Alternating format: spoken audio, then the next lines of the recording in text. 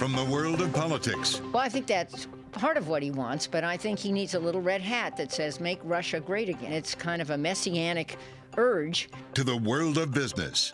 What the budget would do is it would increase taxes overall by $2.6 trillion in new revenues. That is a massive tax increase. This is Balance of Power with David Westin.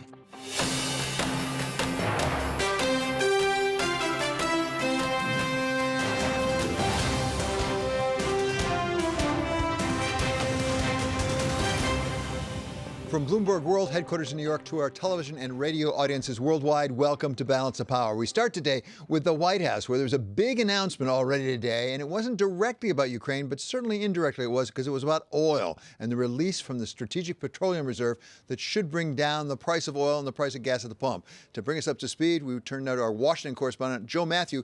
He is host of Sound On weekdays on Bloomberg Radio. Joe, thanks so much for being with us once again from the White House. So take us through this announcement for the president. Well, he's supposed to speak at 1:30 p.m. Washington time here, David, to detail what we've already been reporting here at Bloomberg. We've seen a number of oil releases from this White House, from the Strategic Reserve, 50 million barrels back in November, another 30 million this month following the invasion of Ukraine. But, David, we've never seen anything quite like this. A rolling release, if you will, of 1 million barrels a month for the course of 6 months. Bloomberg reporting that would add up to about 180 million barrels if the U.S. follows that course as projected here. It is unclear exactly what this will mean for prices. AAA reporting right now the national average for a gallon of unleaded is $4.24. The American Petroleum Institute saying today in reaction to this, it might provide some short-term relief, but is far from a long-term solution. Now, David, the president is going to also be announcing his invocation, if you will, authorization of the Defense Production Act, as Bloomberg already reported yesterday, to try to find and secure more minerals, more elements that are used to make large-scale batteries, thinking lithium, graphite, cobalt, nickel, and so forth. The president will make that announcement today, apparently in tandem, and there could be more where that comes from, David. The release from the White House says the president may also use the Defense Production Act to secure safer, cleaner energy. So stand by for more news. That's clearly the big news. And just to go through the math here, it's 1 million barrels a day over 180 days, 6 months, and that's how you get to that 180 million barrels. But just one moment here, if you would, Joe, on the briefing yesterday, we heard from the White House about intelligence supposedly we have about President Putin's relationship with his military. Yeah, that was something. I don't know if this White House is trying to toy with Vladimir Putin, maybe embarrass him, psych him out a little bit, but they actually went to the extent, according to the communications director, Kate Bedingfield, who briefed yesterday, of declassifying this information to suggest that military and economic advisors around Vladimir Putin are afraid to tell him the truth, misled him on some of the struggles that his military was facing in Ukraine. Now I'm sure he's making a few phone calls at the Kremlin to find out the truth, David. Yeah, indeed. Thank you so much to Bloomberg's Joe Matthew. You can listen to Joe on Sound On at 5 p.m. Eastern Time every day of the week on Bloomberg Radio. We turn now to the view from the military side of this, and for that we welcome back retired Air Force Lieutenant General David Deptula. He's the Dean of the Mitchell Institute for Aerospace Studies. So, General, thank you so much for being back with us. First of all, let's pick up on what we were just talking about and this announcement from the White House about intelligence. It's not the first time that the White House has been really going into intelligence information about what's going on inside Moscow. You've been involved in more than your fair share of wars, I must say. You have a lot of senior experience in this. Is there a sort of a psychological operation going on, a psyops going on here? Well, first, it's great to be back on your show, David. You always do great work, and it was super listening to Joe's reporting, and I think it's appropriate to give credit where credit's due. I think in this case, the administration is doing a great job releasing intelligence and not keeping it under wraps and using it to our benefit. And that is using truth as a means to educate the world as well as the Russian people that Putin has surrounded himself with sycophants. And that's led to some of the disasters that he's been facing. So good job on the White House and the U.S. intelligence community, and I dare say the rest of the NATO intelligence community in making the proper moves with that information. So, General, give us your best sense. Obviously, you're not privy to all the internal classified information, but what's your best sense of what the situation is on the ground in Ukraine right now, how the Russians are doing, how the Ukrainians are doing? Well, first, any notion that the Russians are scaling back its offensive operations in Ukraine should be met with great skepticism. The fact of the matter is they're not withdrawing their forces, they're simply regrouping them. The other point that I think it's important to understand is that now that the conflict has exceeded a month, it's moved into a sustainment phase. And that's why it's all the more important to get the US and NATO to give Ukraine more powerful weaponry to take advantage of Putin's military disasters, particularly since Russia's now been stalled. And what that means specifically is to empower Ukraine with the weapons that can allow them to annihilate the Russian forces that have occupied or attempting to occupy their country. For example, the Russians have fired over 1,300 missiles now against Ukraine. It's time for Ukraine to reply in kind against Russian airfields, missile launch facilities, and logistics supply facilities. So, what I'd recommend is that surface-to-surface missiles need to be added to the list of equipment that President Biden's planning to provide Ukraine, along with fighter aircraft, along with drones that can make a difference, not just 6-pound loitering munitions that are misleadingly being called drones, as well as the training to be able to employ all this kind of equipment.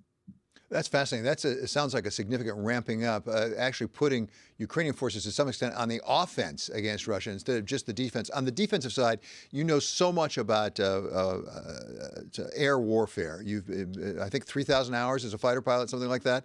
Have the surface-to-air missiles, not surface-to-surface, surface-to-air missiles, essentially neutralized the Russian Air Force? Because we don't hear much about air raids from Russia.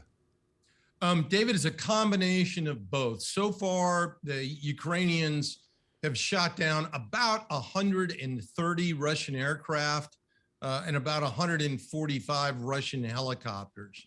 Those shoot downs have been accomplished between air-to-air missiles shot by Ukrainian fighters like the MiG-29, as well as their surface-to-air missile systems like the S-300, as well as the Stingers that the United States has provided. So the United States and NATO are providing some good tools, but we need to, back on my point in talking about we've moved into a sustainment phase, is Ukrainians are using up those weapons against the Russians. Let me also, if I may, just caution something you said. It's important to remember that the Russians are the aggressors here. And with respect to weapons, there's no such thing as an offensive weapon or a defensive weapon. It's how you use that weapon. Since the Russians are the aggressors, everything the Ukrainians are doing is in defense of their country. So every weapon they use is for a defensive purpose. And I think that's very important to remember. That is a great point. I'm really glad you made that point. That's why you're a warrior and I'm not. You really understand the way this works. It's a really important thing to keep in mind. One more point here, though, General. You, again, have experience in war. What happens when you have a negotiation going on? There seems to be negotiations. We don't know if they're going to go anywhere or not. At the same time, there's warfare going on. What are the risks? What are the issues that are raised when you're trying to do both at the same time? Well, first, the Ukrainians should not let up for 1 second while negotiations are proceeding. The Russians are going to use negotiations to prolong the effort because they believe the time's on their side. This is why resupply of Ukraine is so important, to demonstrate that the longer this goes on, the more Russian forces are going to get killed. And it's important to achieve a definitive defeat of Russian forces in Ukraine, because that's not only going to rob Putin of the necessary force structure to launch subsequent invasions, which he clearly has planned, but it's also going to dial up internal resistance inside Russia from families who are having their sons and daughters die in combat. So the devastated mother factor can't be discounted in any country, even in Russia. And so the Ukrainians need to keep it up. and ultimately force the Russians to come to a negotiated settlement. One last question, General, if I may, and that is, in addition to what we're seeing from the military and to some extent in some negotiations, we also have seen a massive attempt at sort of economic warfare and the sanctions that have been levied by the U.S. and its allies against Russia. Are we seeing any effect on the military in Russia because of those sanctions? The short answer is no. Sanctions take time to have an impact. And I believe that we need to keep the sanctions in effect, but with a long haul view to collapse Putin's economy. Now, Putin's a hard power realist, and we need to pull the levers tied to his ability to stay in power, and sanctions are one of those levers. In other words, it's what will ultimately make the Russian population question whether Putin's actions in Ukraine are worth their support. It's always so very good to have you with us. That's retired Lieutenant General David Deptula. Coming up, Citi Global Chief Economist Nathan Sheets on the U.S. economic numbers out this morning. Are we seeing demand destruction? This is Balance of Power on Bloomberg Television and on radio.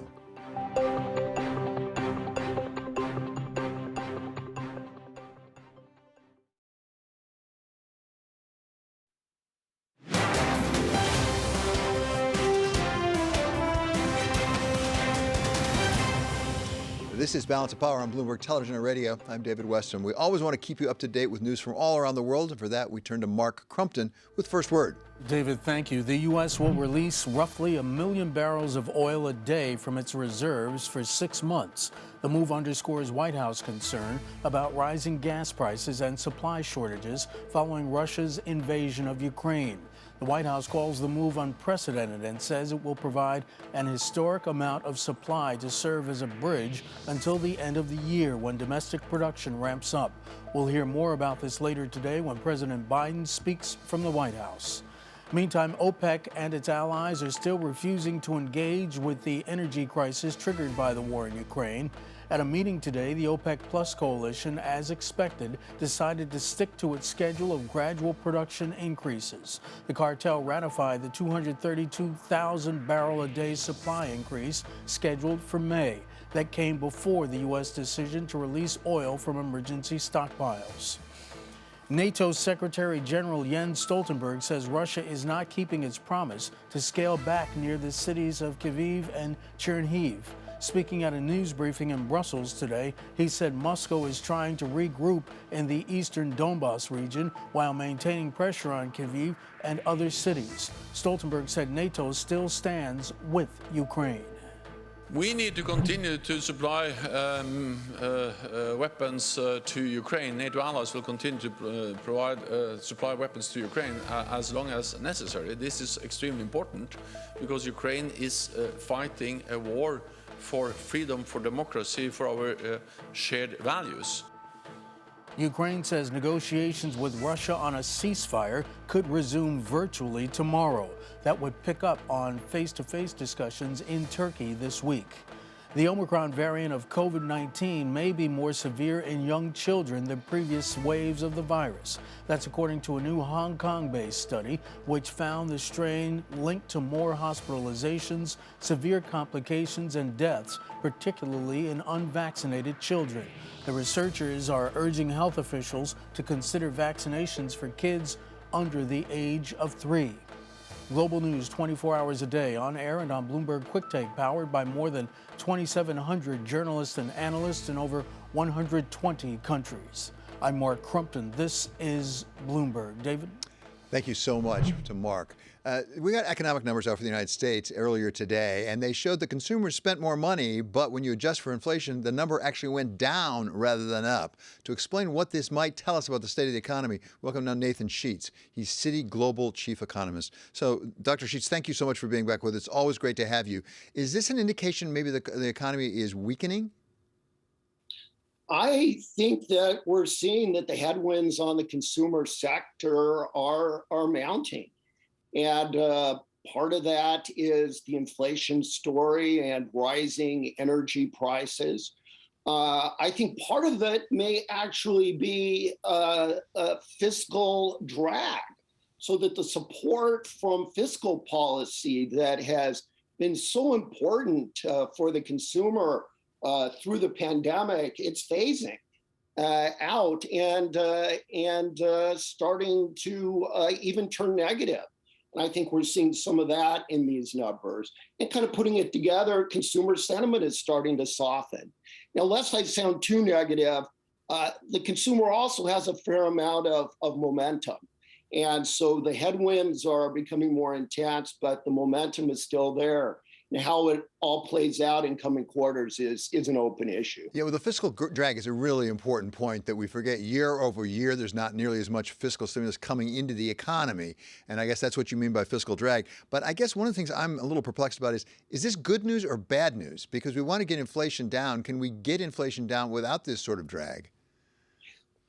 I think this is the question, is that the Federal Reserve and economic policymakers, in thinking about the economy, they want to bring inflation down. In order to bring inflation down, the economy's got to slow some, but they don't want it to slow too much, because then they've got to face recession risk. And so they're trying to find kind of that Goldilocks, that soft landing, where there's some moderation, but not too much moderation. So some slowing, but contained slowing is, I think, what we're hoping for in the numbers. Well, and Nathan, that takes us forward to tomorrow when we get the jobs numbers for the United States. And I guess I have a similar question. Can we get inflation under control if we do not have more unemployment? We have a very tight labor market at the moment. And the thing that's extraordinary about it is it's already very tight. And the ongoing demand for labor, particularly in the services sector, is very significant. And we're starting to see those effects pass through into higher wages and more inflationary pressure. And we continue to hope that there's a chunk of people on the sidelines that are waiting for the pandemic to be in a better place, who have family obligations that may change as the pandemic improves, or people who have retired that decide they want to come back. But this labor market may mean higher wages still, more inflationary pressures. And that does pose a challenge to this soft landing scenario that I was describing. Well, let's go back to those economic projections out of the Fed that we had a couple of weeks ago, because they projected that we're going to have more inflation, that we're going to have higher rates, and yet the unemployment rate would not go up at all. Is that realistic? Do you think there are enough people waiting on the sidelines that might happen? Well, when Jay Powell was asked that question, it was a very challenging answer. And I think it is difficult to get economic slowing with kind of an immaculately flat unemployment rate. Maybe that's possible. Maybe we'll be able to find some pockets of labor that are not tapped yet. But I think it's going to be challenging.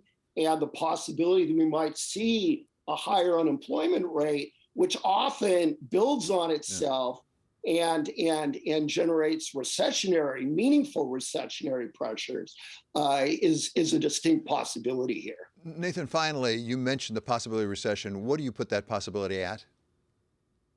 I think that globally, it's around a third.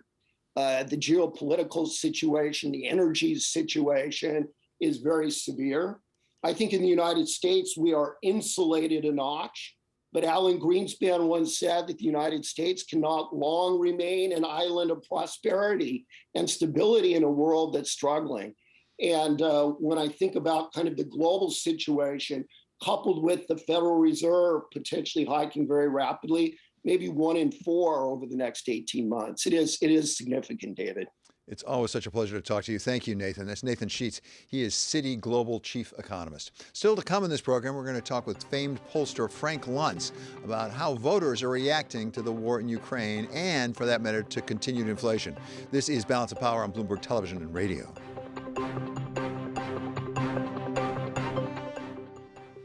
The jobs report last month beat estimates. We have a very tight labor market. It is pretty clear. Historic recovery in our labor market. One of the best labor markets in a generation. This Friday, Tom, John, Lisa, and Mike will bring you the data and analysis as the numbers cross the Bloomberg. More people are coming into the labor force. It's going to decelerate the wage gains. Is that good? As the Fed looks to contain inflation, it's really important that the jobs recovery continues. The March Jobs Report, Friday on Bloomberg Television and Radio.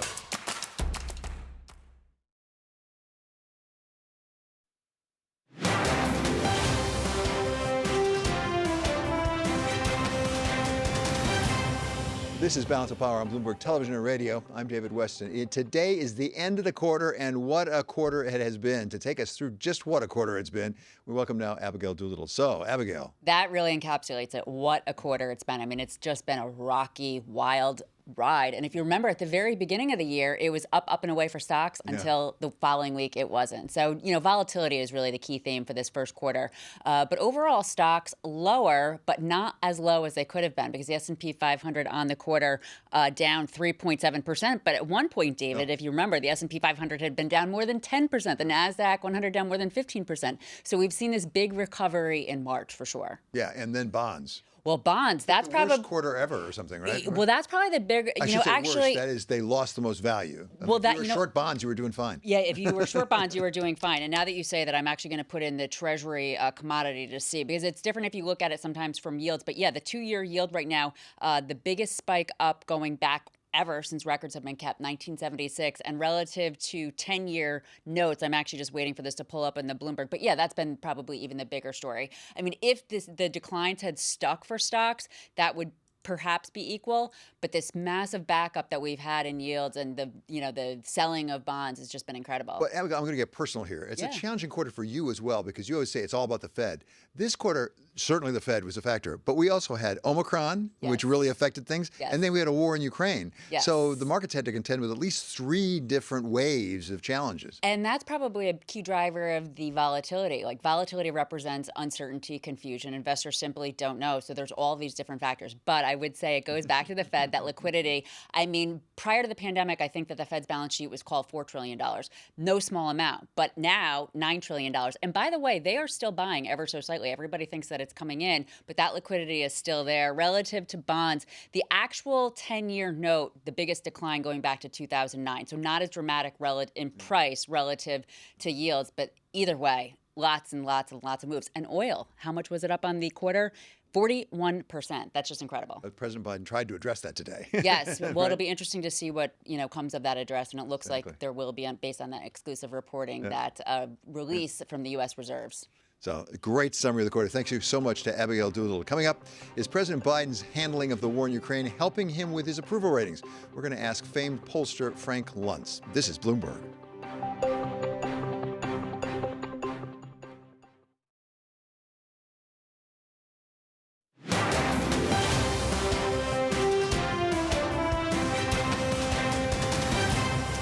This is Balance of Power on Bloomberg Television and Radio. I'm David Westin. Keeping up to date with news from around the world, we're going to go now to Mark Crumpton with First Word. David, thank you. Russia will stop gas suppliers to buyers from what it calls unfriendly states tomorrow, unless they comply with its demand that payments be made in rubles. In a televised address today, President Vladimir Putin said buyers will need to open ruble accounts in Russian banks if they want Russian gas. He says the ruble payments are an important step in strengthening Russia's financial situation. The United States is stepping up the pressure on Moscow over the war in Ukraine. The Biden administration announced new sanctions on Russia's economy today, targeting what it said was Russia's biggest chip maker and largest exporter of microelectronics. 21 entities were hit with penalties today. A previous round of restrictions was announced by President Biden last week. CIA Director William Burns has tested positive for COVID-19 and has mild symptoms.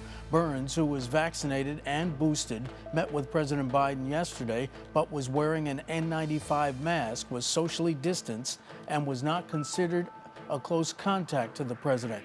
The CIA says Burns will work from home and plans to return to the office after isolating for 5 days and testing negative for the virus. President Biden received his second booster shot yesterday. There's new research into an anti-parasitic drug that's gained some notoriety as an alternative treatment for COVID. Ivermectin has not been authorized as a COVID therapeutic. Scientists in Brazil allowed more than 1,300 patients who took either the drug or a placebo over 3 days. They found the medicine didn't help keep patients out of the hospital or lower the risk of death. That study was published in the New England Journal of Medicine. Global news 24 hours a day, on air and on Bloomberg Quick Take, powered by more than 2,700 journalists and analysts in over 120 countries. I'm Mark Crumpton. This is Bloomberg. David? Thank you so much, Mark. Well, President Biden has had a rather bumpy path in polls the last few months, starting with the escape from Afghanistan, which didn't go the way we would have wanted, and then inflation coming on board and actually Omicron coming back. Well, the question now is that changing because of his handling of Russia's inflicting of a war on Ukraine? Because he's getting a lot of high marks from various quarters for the way the president is handling that. For some answers, we turn now to Frank Luntz. He's a famed pollster and CEO of FIL Inc. So, Frank, thank you so much for being with us. Really appreciate it. Are his poll numbers coming back? Slightly, and they certainly stopped the fall. You're correct that Afghanistan was the moment for him that things turned bad. The public was very resentful about how he left. They saw the visuals. And David, what this has taught me over the last few months and few years is how important the visual is in media. If you see a collapse, a crisis, that triggers greater public movement than anything that's written in the newspapers. And what they saw in Afghanistan was a failure. What they see in Ukraine right now is a tragedy. It's a disaster. And people do not blame the president for that. So, in fact, his fall over the last 3 or 4 months has stopped. The public still does not credit him for success with inflation. They still hold him responsible for what's happening at the border. But the war in Ukraine is helping him in his attributes, in his leadership traits. They're not great numbers, but they are good numbers. And it's the only thing that Biden is being rated positively on at this moment. So, Frank, you're absolutely right. We're seeing the tragedy in Ukraine, particularly in places like Mariupol. We can't believe the death and destruction being wreaked there. At the same time, another thing we see typically on our evening news, for those of us who still watch some evening news, is the prices at the gas pump. You talked about the inflation issue. We had the president come out earlier today and say we're going to release, he's about to come back. I'm sorry. He's about to come out in about an hour, and we expect he's going to release a fair amount of oil from the Strategic Petroleum Reserves. So if you compare inflation and the way he's handling with Ukraine, which is more important to the voter? It's definitely inflation. It's food and fuel. And it's every single day. It's every voter. It doesn't matter whether you're from Massachusetts or Montana. Inflation affects everyone, and it's hour by hour. We have to eat. We have to turn on electricity. We have to use our cars or vehicles to get to work. And that's holding back the president from assuming any kind of credibility. Right now, the public believes that he didn't create, and I want to emphasize, the public believes he didn't create the problems in Ukraine, inflation, crime, immigration. They don't believe he created it, but they do believe that he's failed to solve it. And our expectations for him are higher based on what he said during the campaign, based on how he promised to govern. And quite frankly, he ran as Harry Truman, a centrist Democrat. He sought to govern as Franklin Roosevelt, very much a progressive. And when you look at the results, it feels more like Jimmy Carter. Well, that's not a place that the president probably wants to be, I think it's fair to say. Frank, let me take a turn now to something that we saw about last Sunday at the Academy Awards when Will Smith went up and smacked Chris Rock on a stage in front of millions and millions of people. And the aftermath of that, people are still talking about it. Is that a one-off? Was that just specific to that particular instance and particularly to the entertainment industry? Or does it tell us something broader about our society right now? Well, this is part of the culture wars, and I wish they were not happening because they're divisive. People get mean about it. Will Smith has apologized to every individual with one exception. He hasn't said anything to young men that this is not how you behave, that if someone tells a joke you don't like or if someone's offensive to you, that doesn't give you the right to hit them, doesn't give you the right to do a violent act. And my fear, David, and this is way outside the political realm, but it is certainly about American culture, is that young men who follow Will Smith, he won more awards than any other actor in the Kids' Choice Awards. He is respected by young people. He was revered by them. If he doesn't tell young men, do not do this, I'm afraid that you're going to see them act it out again and again. His own son tweeted, "This is how we do things." Well, no, it's not. And culture is essential to behavior. It's essential to who we are as a country. And this is just another example of a role model. And he is a role model, whether we like it or not. People do follow him, of a role model doing bad behavior and not taking responsibility for it. Again, it doesn't matter what he says to Chris Rock. It doesn't matter what he says to the Academy. What matters is young people seeing him and acting out exactly as he did. And Chris Rock actually had his first public appearance in Boston and came out. And he had, I think, a 2-minute standing ovation, and he was rather emotional about it, but said that was not the time he really wanted to address it. He hasn't really addressed it fully. At the same time, these are not the only role models in our society. I wonder if there are some connections, or maybe this is really a strain to try to make a connection with some of our political leaders and the way they've conducted themselves. Maybe not physically hitting one another, but the way that they use words can sometimes be an assault as well. Absolutely. Our previous president and how he talked about women was ridiculous and reprehensible. The current president, in the middle of a debate, telling his opponent to shut up. This is not how Americans used to behave. This is not part of who we were, but it is part of who we are, David. And I'm afraid for the future. Young people are getting all the wrong messages. There's a reason why they're acting out. There's a reason why there's an increase in violence in schools. That picture that you have up there of Will Smith acting that way, I'm afraid of what's going to happen in high schools across America. I teach in the inner city in Watts in California, and I'm going to be in front of my students on Sunday. I can't wait to hear what they have to say to me, but I got to tell you, if we don't learn apology, if we don't learn humility, then we've learned nothing as a society, and things are only going to get worse for us. Okay, so Frank, finally, let me turn this around, if I can, in this sense. You know people so well. You do so many focus groups on so many subjects. Is there an opportunity for some leader actually to step forward and take a different tack and really stand up for decency, for basic manners, for treating people with respect, and maybe garner some support? Absolutely. We got 2 people on the Republican side and 2 people on the Democratic side. Tim Scott, the senator from South Carolina, thinks and acts with his heart, not with his gut. Ben Sasse from Nebraska, the senator, has written books and has studied parenting, and that's more important to him than policy.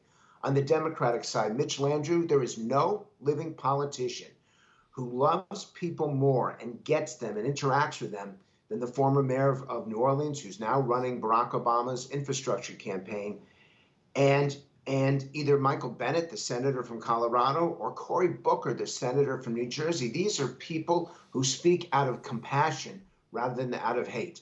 Both parties have people like this. The question is, will they be destroyed by others who only seek to divide, who seek to criticize and condemn? Again, David, I'm nervous about our future. Frank, despite your nervousness, it's really great to have you with us. That's Frank Luntz. He is the CEO and founder of FIL Inc. Coming up, we go to Lviv, Ukraine, for a report on the humanitarian crisis from the Emergency Communications Coordinator of Medicine Sans Frontières. This is Balance of Power on Bloomberg Television and Radio.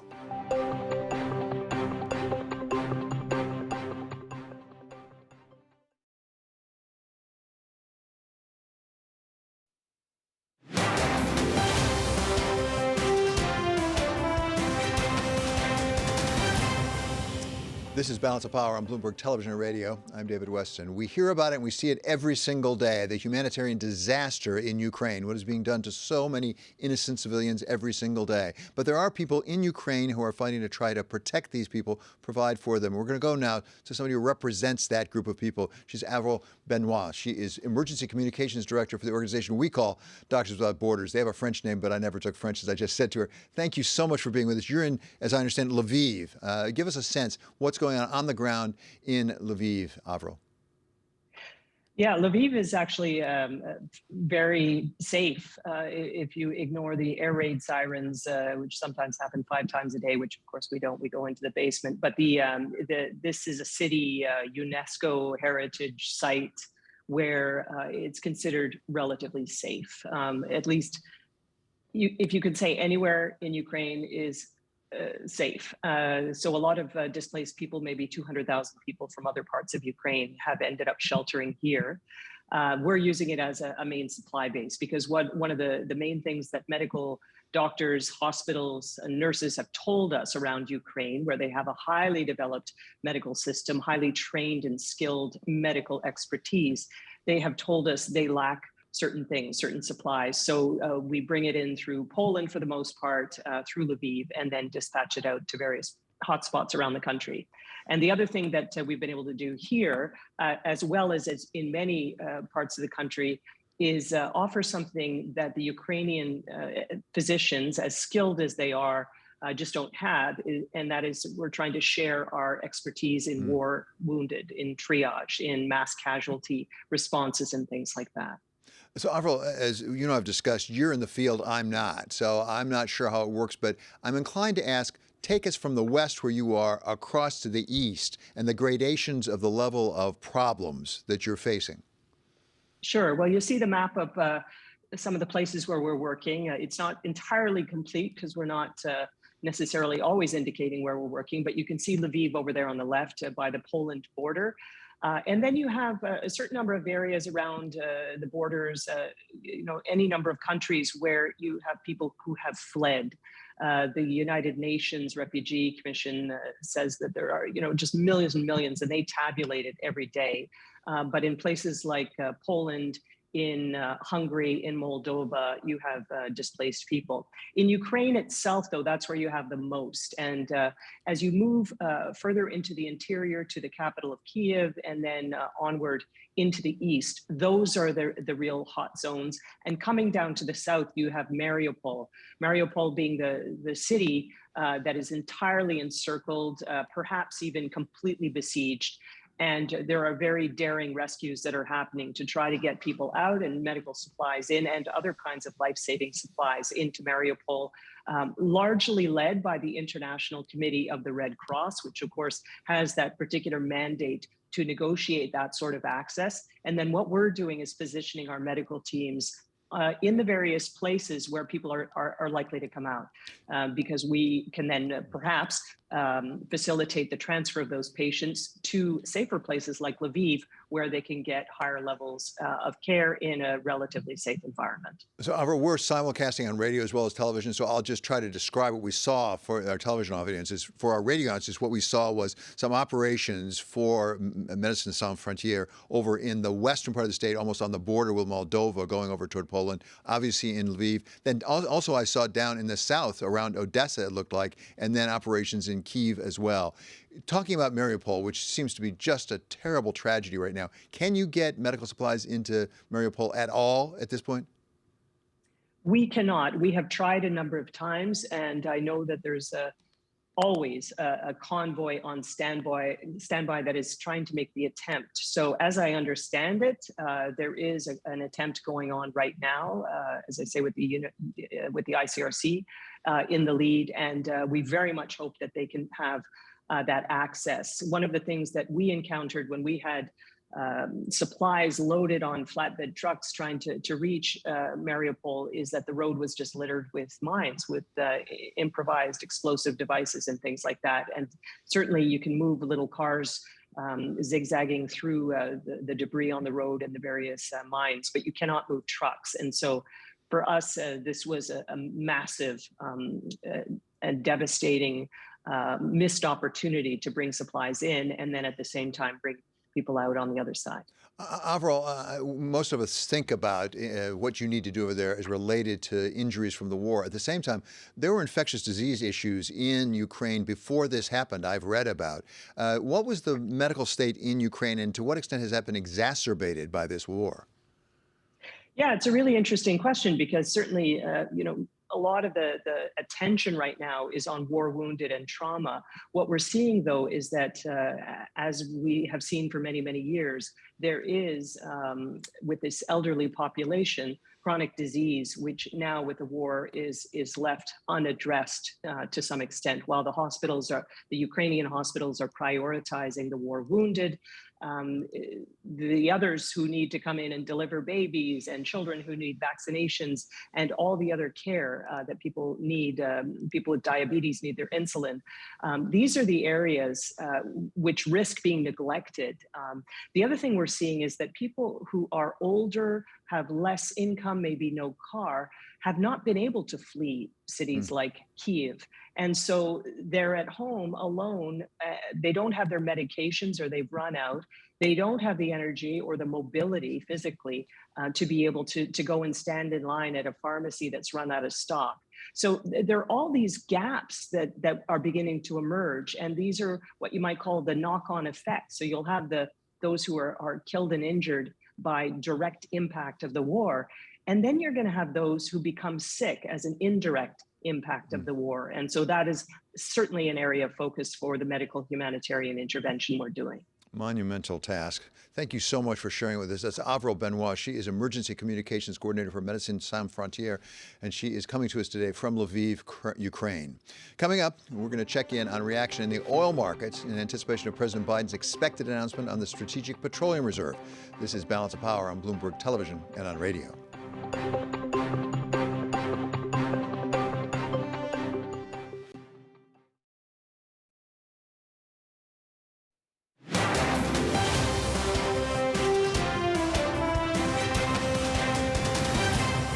This is Balance of Power on Bloomberg Television and Radio. I'm David Westin. A short time from now, President Biden is expected to make an announcement of a release of a very large amount of the Strategic Petroleum Reserve, something like 1 million barrels a day over 6 months, to try to address the problem of the rising price of oil. To give us a report on this move and what it could mean for oil markets, we welcome now Kevin Crowley. He's Bloomberg News reporter from Houston. So, Kevin, thanks for being here.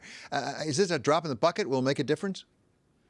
It is making a difference in the short term. Prices have dropped 5% today already, and we're even seeing movement in the long-term oil futures curve. So it's definitely making a difference. This is the biggest SPR release in history, 3 times what they've ever done before, and it's part of a 3-pronged strategy here by the Biden administration to help bring down gasoline prices. Number 1, you have the SPR release. Number 2, you have increased penalties on oil producers who are not using leases. And number 3, doubling down on clean energy. Biden even used the phrase weaning the U.S. off oil production altogether in a statement today. So this is really an aggressive move to bring down gasoline prices. So an aggressive move. Give us a sense of the timeline of those 3 elements. How long will it take with the Strategic Petroleum Reserve barrels to make it into the system, get refined, and turn up at the gas pump? How long before they can get people producing more back here in the United States? And how long before we get clean energy ramped up? Well, it's a good question. Clearly, the SPR release is the shortest term aspect of the plan. The administration is calling for about 1 million barrels a day or so. Some analysts are skeptical as to whether that can actually be physically achieved. The SPR release was not really set up to deliver so much oil to the industry so quickly. The second prong attack to increase domestic oil producers. Well, the domestic oil industry, especially here in Texas, say this is completely misguided. Increasing penalties, increasing fees on the industry is no way going to encourage more oil production. In fact, it will do the opposite. And the move to clean energy is obviously a very long-term plan that is questionable as to whether the country will even get there. I mean, weaning ourselves off of oil production is we're a very, very long way from that altogether. But these 3 measures certainly not going down too well here in Texas. Oil producers very, very unhappy with this. They really want a constructive dialogue with the Biden administration, they say, rather than one that penalizes them. Yeah, in the meantime, everybody's watching those prices at the pump, and nobody's been enjoying it very much. Thank you so very much for being with us. That's Bloomberg's Kevin Crowley reporting on oil from Houston. Check out the Balance of Power newsletter. That is on the terminal, and it's also online. Coming up on Balance of Power, we'll continue on Bloomberg Radio. In our second hour, we're going to talk to former HP CEO Carly Fiorina about how you manage risk in a very risky environment, which is what we have now. And this is Balance of Power on Bloomberg Television and on radio.